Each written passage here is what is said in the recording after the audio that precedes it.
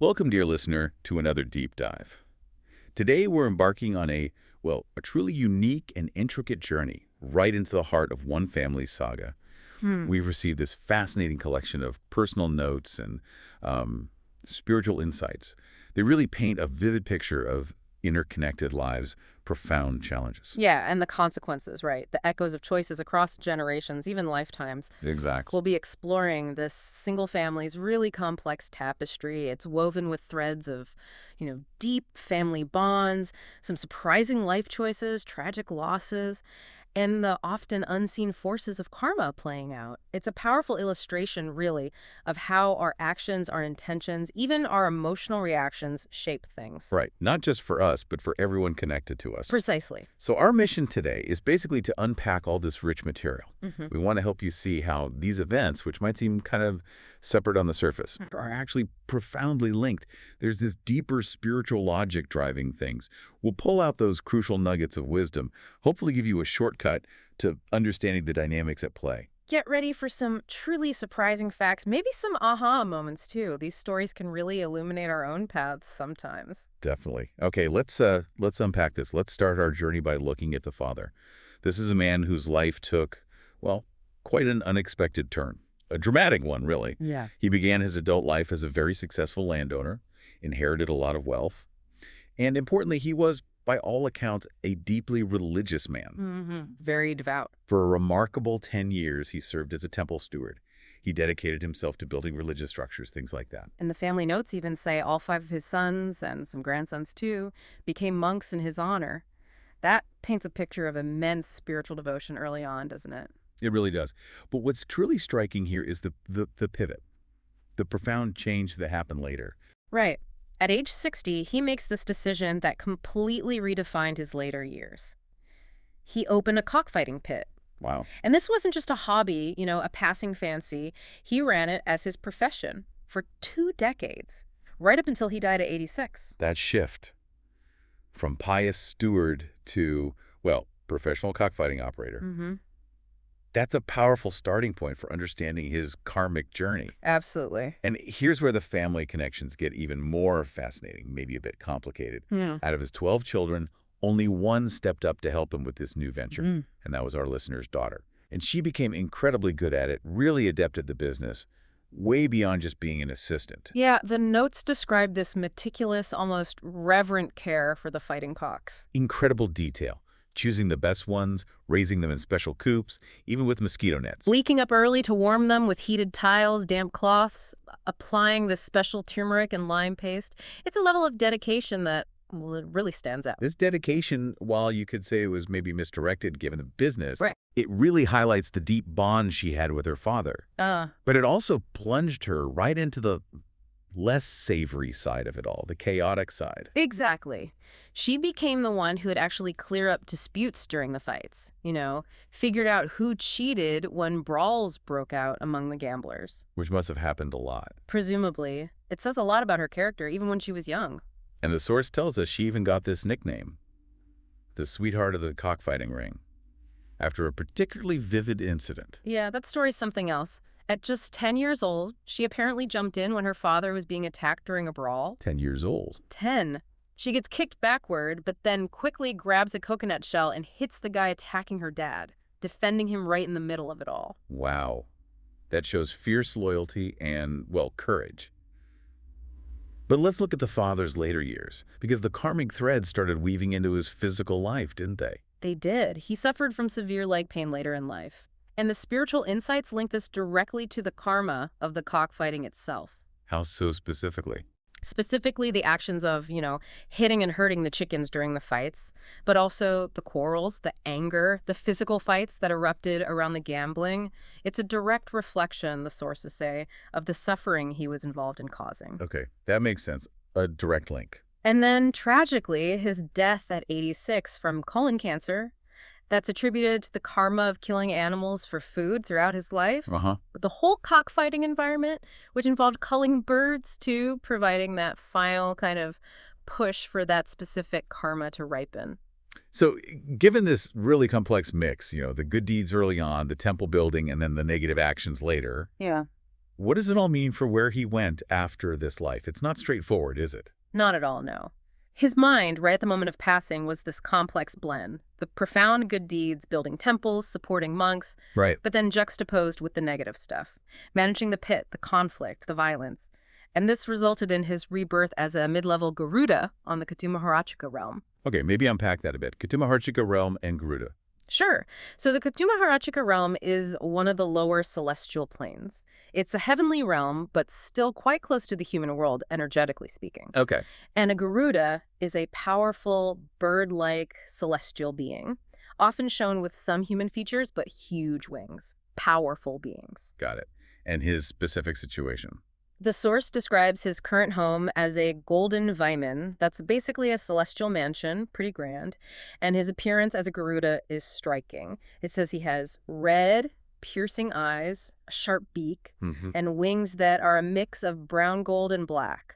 Very much like the fighting cocks he used to raise. Wow, that's specific.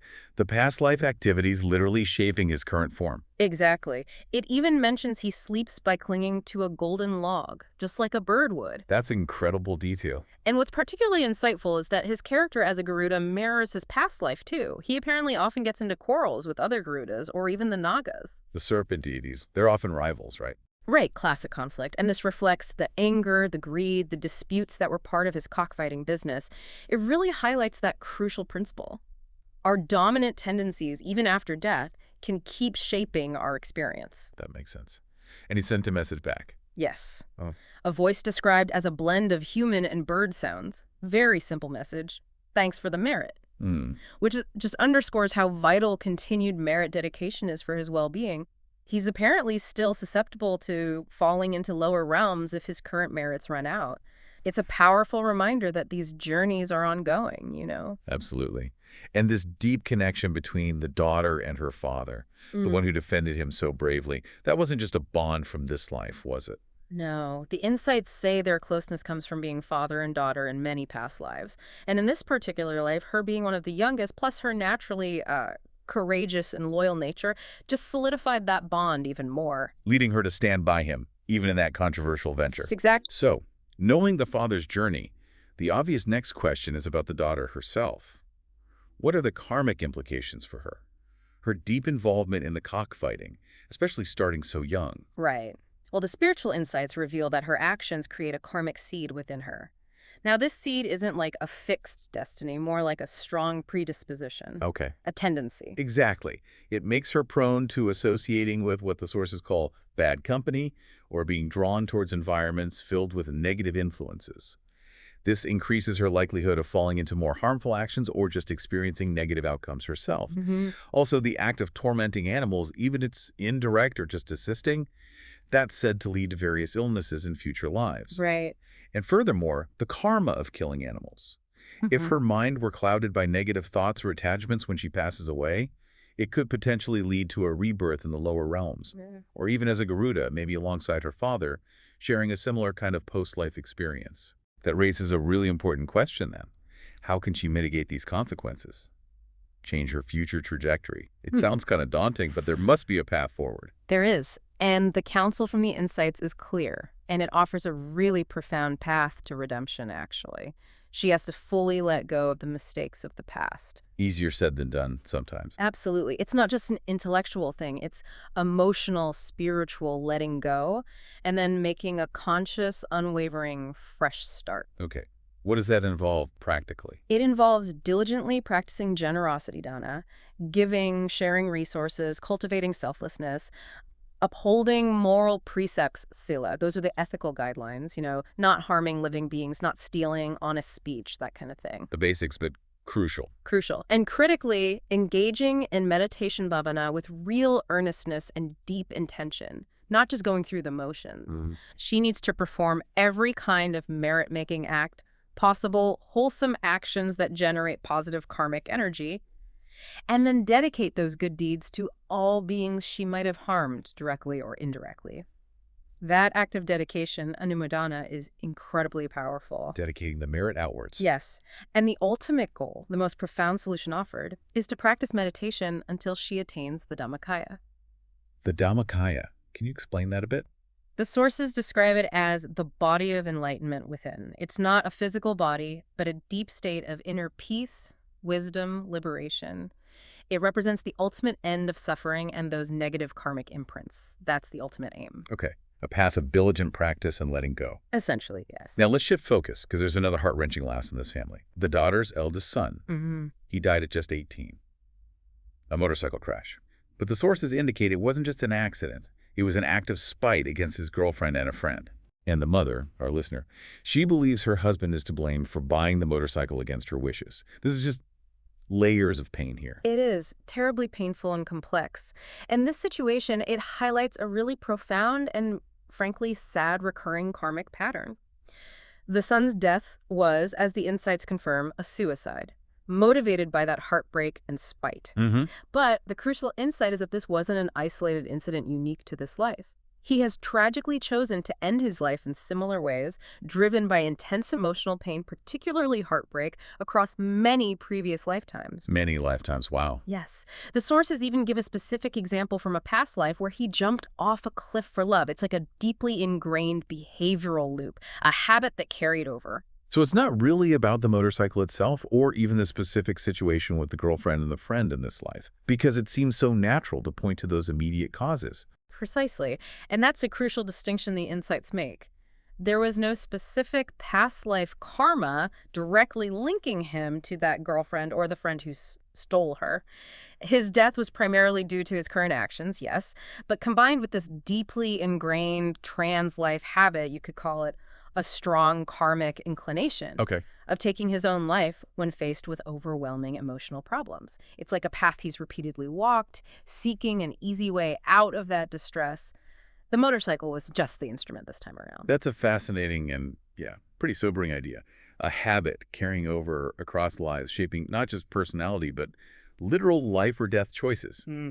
So given this tragic end, where is he now, according to the sources? After a period of sort of wandering in the spiritual realm, a kind of transitional state, he has fortunately been reborn as a human, which is a positive outcome, relatively speaking. In fact, the insights say he's currently in a new mother's womb. Already reborn. Already reborn. And this fortunate rebirth is attributed to positive merit he accumulated in a previous life when he was ordained as a novice monk.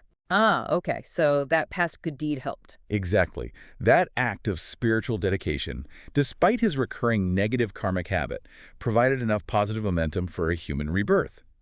But because he's still in the womb, there's no message he can send back to his mother in this life. Understandable. And this insight, it also sheds a completely different light on the mother's blaming her husband about the motorcycle, doesn't it? It really does. Her belief that her husband is the cause of their son's death. The sources explicitly call this an example of overthinking. Overthinking, not just worry, but something more. Yeah, more like a persistent negative mental preoccupation. Dwelling on blame, replaying past events. The insights confirm that even if the father hadn't bought the motorcycle because of that deeply rooted karmic habit, the son would likely have found another method anyway. The external circumstances were secondary to the internal pattern. Exactly. The internal karmic pattern was the primary driver. Now, the listener's anger towards her husband after their son's death is described as intense. She stopped speaking to him, even forbade him from returning home. A huge break during shared grief. A profound break. But the sources paint a very, very different picture of this man, the husband. Almost a contrast. It's a stark contrast, actually. He's described as an exceptionally good man, incredibly kind, romantic. Romantic, even. Yes. Travels for work, Saudi Arabia, Libya, Kuwait, Brunei, and consistently sends home a substantial income. The notes say 20 to 30,000 baht every month, a significant amount. Okay. And when he is home, he's described as very hands-on, doing chores, cooking, and this detail really stood out. He offers his arm as a pillow for his wife instead of a regular pillow. Wow. The insight highlights that finding someone of his caliber is profoundly rare. Using that vivid image, it's harder than finding diamonds or a mountain of gold. That truly raises a difficult question then. If he's such a good man, why do his children, both from a previous marriage, apparently, and with our listener, keep dying young, specifically around 18? Is there a karmic link there explaining this recurring tragedy? This is a crucial point, yes. And the spiritual insights offer a clear, though difficult, answer. Both the husband and the daughter, our listener, share a common past life karma. Shared trauma, okay. In a previous life, when they were living in an agricultural society, they both engaged in the act of selling young animals to other people who would then kill those animals for food. Ah, so they were like middlemen in that process. Exactly. This joint action created a shared karmic imprint, a kind of collective consequence that ripens for both of them, and the shared karma is the direct cause of their children experiencing short lifespans, tragically manifesting around that age of 18. A powerful example of how our actions, even seemingly indirect ones, can have these profound repercussions for those closest to us. Absolutely. And what about the husband's feelings about the son's death? Given his described character, his grief must be immense too. You're absolutely right. The insights explicitly state he's experiencing grief that is no less profound than hers. No less at all. So her resentment towards him, Is described as completely misplaced, unjustified from a karmic perspective. In fact, her intense anger and stress are called self-inflicted illnesses. The source uses the Thai phrase, so way, which literally means something like illnesses one invites or seeks out for oneself. wow, that's blunt. It is. It emphasizes the direct causal link between her persistent negative mental state, that overthinking, the blame, and her current physical health problems, specifically contributing to her heart disease and general distress. It's a powerful lesson in how our internal emotional world can manifest physically. So if her anger is self-inflicted, his grief is equal. What's the path forward? For her relationship with him and for her own well-being. The advice is very strong. She's advised to let go of the resentment, reach out to him, apologize. That takes courage after such pain. It does. Yeah. But it's presented as critical, not just for mending the relationship, but for her own spiritual and physical healing. She should treat him as well as she did before, maybe even better, and continue dedicating herself to accumulating merit. Yeah. This act of forgiveness, renewing compassion, letting go of that blame, it will not only heal their relationship, but also alleviate her own suffering and hopefully break that cycle of self-inflicted illness. Okay. Let's quickly touch on the other family members mentioned. First, the mother of our listener. The listener believes she died of grief after her grandson passed. What do the insights say? Right, this is another instance of that overthinking on the daughter's part, assigning a cause that isn't, well, karmically accurate according to the sources. But she didn't die of grief. No, the mother actually died of old age at 86, a natural, complete lifespan. She's now reborn as a benevolent earth deity, a Fumthiwa. A Thumpthua, like a local guardian spirit? Exactly. Associated with a particular place. In this case, residing in a village near her old home, she has received the merit dedicated to her by the family, which has significantly improved her condition. That's it to hear. And she even sent a message back, urging her daughter not to worry excessively about the grandson, because, as we heard, he's already been reborn, found a new life. Okay. And finally, her brother. He was a royal driver, had been ordained once, but maybe didn't make as much merit as he could have. That seems to be the case. He also died at 64, which is still a decent lifespan. He's currently a lower-level earth deity kind of lingering around his family's vicinity. Lower level. Why? Well, he had that profound opportunity to ordain, but the insights suggest his merit-making wasn't maybe sustained or deeply intentional throughout his life. So, despite his service as a royal driver, he finds himself as a lower-level earth deity. It highlights the importance of consistent, wholehearted spiritual practice, not just occasional acts. Got it. But he also benefited from merit dedication. Yes, he too has benefited from the merit dedicated by his family, and his condition has improved because of it. This whole family. Good. All these interconnected lives, these karmic threads. Mm-hmm. It brings us to a final big picture question. Have they, as a group, built merit together in the past? Mm-hmm. Is there a shared spiritual history explaining their closeness and entanglement now? It seems so. The spiritual insights indicate they have created merit together with the larger spiritual community. The phrase used is Vinana Mukana, which refers to that group you share spiritual aspirations with across lives. Okay. But, and this is a key point, it was often done emotionally or mood-driven, meaning their spiritual practice and merit-making weren't always consistent or deeply intentional. Maybe it fluctuated with their feelings, their circumstances at the time, not always steady. Ah, okay. And that fluctuation has consequences. Yes. This is why, the sources suggest, in different lifetimes, they sometimes meet and are close, and sometimes they end up separated, even with these profound karmic links running underneath. Their connection waxes and wanes based on that past inconsistency. So what's the advice for them now, as a family, to strengthen that collective path, to ensure they continue to meet and support each other positively in the future. The recommendation is quite clear. For the daughter, her husband, and their children, they should commit fully to accumulating all forms of merit, without reservation. All in, basically. All in. Embracing, giving, ethical conduct, meditation with unwavering dedication. And they should also steadfastly dedicate themselves to following the special circle of merit. The Thai is the Du Sit Buri Wang Bun Paset. What does that involve? It refers to a specific, highly effective method of merit-making and dedication within this particular spiritual tradition. It's designed to maximize positive karmic results and, crucially, foster strong spiritual connections between members of the group. Okay. And the intention behind doing this? The intention is key: to avoid falling into the lower realms and to ensure they continue to meet, support each other, and grow together on their spiritual journeys, fulfilling those collective aspirations they've had, but perhaps pursued inconsistently in the past. Wow. What an incredible journey we've taken just through this one family story, this intricate web of karma, love, loss, and ultimately, there's hope there too.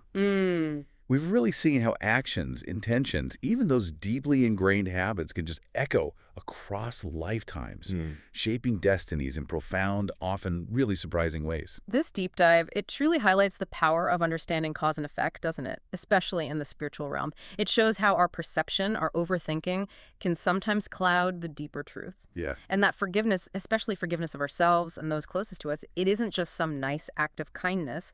It's presented here as a powerful tool for personal liberation, for real healing. For you, our listener, this deep dive hopefully offers a kind of blueprint, a vivid reminder, maybe, that every choice we make, every act of compassion, every moment of self-reflection, every intention we set, it can dramatically redirect our path and the paths of those we love.